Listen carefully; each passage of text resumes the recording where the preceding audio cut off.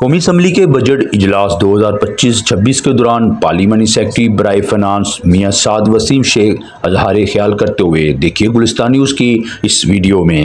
وسیم صاحب، میں نے ان کی سیٹ ذرا آگے لے ہیں، پارلیمنٹری سیکرٹری فائنانس ہیں، نوٹس لے رہے ہیں، ان کو یہیں سے بات کرا دیجئے۔ یہ صرف اس دفعہ کی اجازت ہے، باقی وہیں جانا پڑے گا۔ جی بسم اللہ الرحمن الرحیم۔ Well, thank you very much, Mr. Speaker, for giving me an opportunity to speak and share my perspective on this budget. Before I shed light on the significant characteristics of budget, I would like to appreciate and congratulate Prime Minister Mohammad Shehbaz Sharif, Field Marshal General Asim Munir, Chief of our Air Force and Navy, for their unmatched and unwavering leadership that led our forces to a historic win. Mr. Speaker, I feel that it's not only an achievement in the battlefield, but actually simultaneously in the diplomatic front. I would like to appreciate Mohammad Ishaq Dar Sahab, our Deputy Prime Minister, for his visionary and foresighted approach towards across the border. And let's not forget the role of Bilawal Bhutto Zardari Sahab, the way he presented Pakistan's narrative across the border. Mr. Speaker, I feel in this crucial time of economic challenges, the way under the leadership of Mohammad Shehbaz Sharif, Prime Minister of Pakistan, our Finance Minister Mohammad Aurangzeb and his team, the way they have presented a well-balanced budget, they also deserve an appreciation. Mr. Speaker, I have heard many speeches from both sides of the aisle, and I feel there might be a disagreement between the numbers, but there is no disagreement that they all want to see Pakistan in a better shape, in a progressive form. And for that purpose, I will extend in a way that we have to consider an economy in a broader spectrum rather than including in a number game. For that perspective, I would like to share a comparison between the modern economies and what challenges we are facing and what challenges they were facing at one time and how they have grown up. Mr. Speaker, let's begin with China. ہم سب mister speaker یہاں چاہتے ہیں کہ ہم اپنے جو والنریبل segment of society ہے اس کو پروموٹ کریں، اپنے ہیو ناٹس کے لیے کچھ ایسے اقدامات کریں کہ وہ ایک سسٹینیبل لیول پر آ جائیں۔ ہم سب یہ چاہتے ہیں کہ ہماری اکنامک گروتھ جو ہے وہ 6 اور 7% سے زیادہ ہو، اور even it keeps moving forward. مگر مسٹر اسپیکر، اس کے لیے جو پالیسیز کیا ہم اڈاپٹ کر رہے ہیں، کیا وہ ہمیں اپنے ٹارگٹ تک لے کے جا رہی ہیں یا نہیں؟ That is the basic question. I want to quote a very golden word by Abraham Franklin. He said the best way to predict your future is to make it. Now the question before us is that we keep on predicting our future or we wish to make our future. That is a simple question, and I feel that we are at crossroads economically and we have to decide our direction. Mr. Speaker, اگر آپ پوری دنیا کی economies کو دیکھیں اور جن sectors پہ انہوں نے انویسٹ کیا ہے، اور اگر ہم ان سیگمنٹس پہ انویسٹ کریں، no doubt about it that P M L N government is focusing and they have increase the budget of those segments, مگر I still feel that there is a lot to be done in a better way for a better Pakistan. تو let's begin with discussing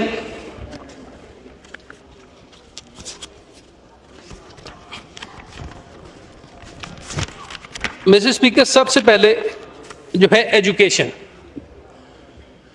I am very clear on it, and I believe the House and all members should be much more clear than me that without a well-educated person, without a well-education environment, we cannot grow.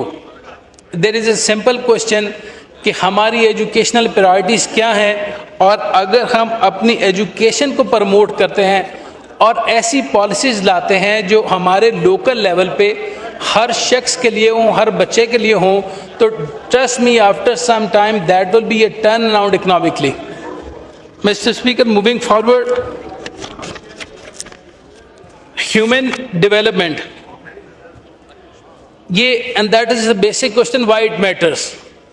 آج کے دور میں we are a country of around about 250 million people. تو اگر 250 million peoples میں ہماری youth ہے 65%، تو اگر ہم ان پہ انویسٹ نہیں کریں گے تو ہم کیسے اس ملک کی اکانومی کو اسٹرینتھن کریں گے؟ ہمیں چاہیے کہ ہم جو ہے اس میں ایسے اسکلفل لیبر اور اسکلشپ دیں اپنے بچوں کو، ان کو ایجوکیشن دیں، ان کو ایسا انوائرمنٹ دیں، ان کو باہر کے ملک بھیجیں تاکہ وہ باہر سے جو ہے بیسٹ جو انوویٹیو ٹیکنیکس ہیں وہ ہمارے ملک میں لے کر آئیں، اور دین ہم اس پوٹینشیل کو اپنی اکانومی میں ان لاک کریں. Then we can have a better and prosperous Pakistan. Mister speaker, now I wish to speak on agriculture. Mister speaker, ہم لارجلی کلیم کرتے ہیں کہ Pakistan is an agrarian country, اور ہماری جی ڈی پی میں ایگریکلچر کا 24% جو ہے وہ لائنس شیئر ہے. مگر آج کا کسان جو ہے وہ ہم سے ایکسپیکٹ کرتا ہے 2013 سے لے کر 2018 والا میاں نواز شریف کا دور، جب اس کو بجلی کے بل تکلیف نہیں دیتے تھے، اس کو ڈی اے پی اور کھاد جو ہے اس کو جو ہے نا سستی قیمتوں پر مہیا تھی. مشینری کے لیے جو ایکوپمنٹس ہیں اس کے لیے وہ امپورٹ ایزیلی کر سکتا تھا. تو آج کے دور میں جو سب سے بڑا چیلنج ہے ہماری ایگریکلچر سوسائٹی کے لیے، سیگمنٹ کے لیے، وہ ہے کہ ہم اس کو فرینڈلی اور ایک کاسٹ فرینڈلی بنائیں. تو میں ساتھ ساتھ یہاں ایڈ یہ کرنا چاہتا ہوں کہ میں بھی ایک حلقے کی نمائندگی کرتا ہوں، اور میرے حلقے میں بھی کم از کم کوئی 5-6 لاکھ کے لوگ جو ہیں وہ دیہات کے کاروبار سے منسلک ہیں. تو میں یہ سمجھتا ہوں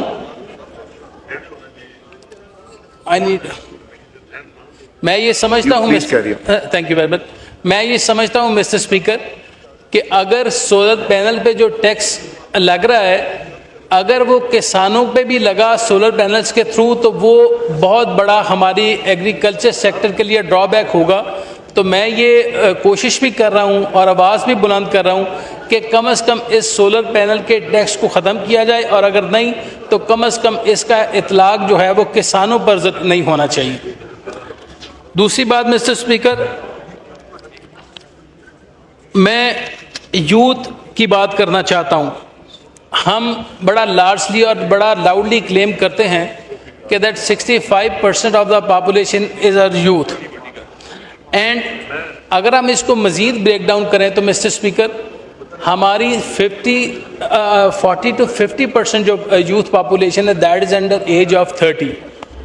آپ بھی ایک حلقے کی نمائندگی کرتے ہیں، میں بھی ایک حلقے کی نمائندگی کرتا ہوں. تو آج انفارچونیٹلی جو ہمارے گریجویٹس ہیں we don't have any jobs for them, that is quite unfortunate. اور جب وہ ہم سے پوچھتے ہیں کہ بھئی ہم نے ایجوکیشن کے بعد کوئی جاب شاپ کے لیے، تو we have a simple answer کہ یار اس ملک کے حالات ابھی اچھے نہیں ہیں. And they keep on asking کہ یہ حالات کبھی ہمارے لیے بہتر ہوں گے بھی یا نہیں ہوں گے. تو میرے خیال میں ہمیں 60% لوگوں کے لیے جو ہماری یوتھ ہے اس کے پوٹینشیل کو اپنی اکانومی میں لانے کے لیے ہمیں لارج اسکیل پر ایسی policies on both sides of the oil, opposition and government, اور جو لانگ لاسٹنگ ہوں، سیزنل پالیسیز نہ ہوں، تو تاکہ اگر ہم اس کے پوٹینشیل کو ان لاک کریں تو یقین کریں کہ یہ ہمارے ملک کی اکانومی میں ایک ایسا ٹرن اراؤنڈ ہوگا جس کی مثال نہیں ملتی. مسٹر اسپیکر،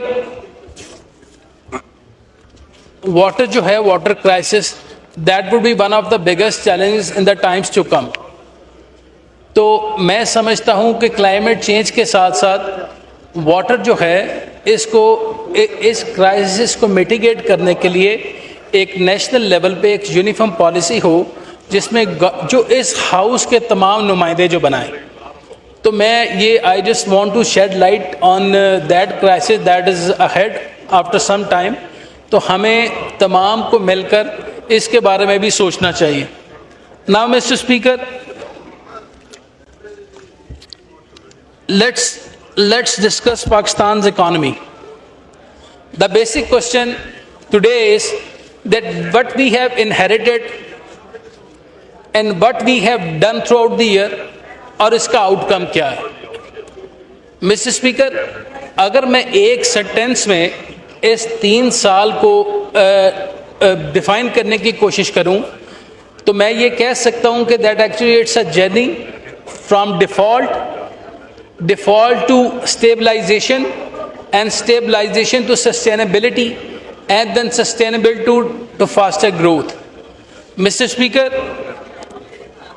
2004 میں ہماری جو جی ڈی پی تھی دیٹ واز 2.5%, اور آج جو ہے وہ ملک جس کو جو پچھلے کچھ سالوں میں جس کی ڈیفالٹ کی آوازیں آ رہی تھی, آج وہ اپنے پاؤں پر کھڑا ہو گیا ہے اور جی ڈی پی بھی انکریز کر رہی ہے.